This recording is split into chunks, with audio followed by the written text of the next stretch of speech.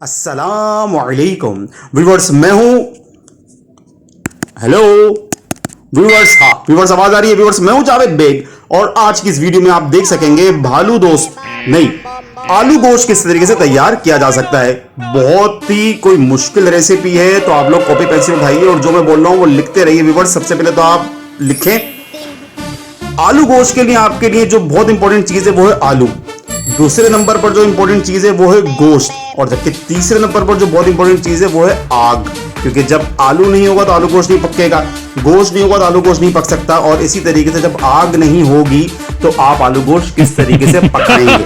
Viewers, बहुत ही आसान recipe है, पूरी वीडियो लाजमी एंड तक देखिएगा। मुकम्मल तरीकेकार वीडियो में दिखाया गया है, तहरीर भी किया गया है, तो लाजमी वीडियो को देखिएगा आखिर तक। व्यूअर्स, बहुत बहुत शुक्रिया आपके प्यार का और आपके कमेंट्स का और मेरी वीडियोस को लाइक करने का, देखने का।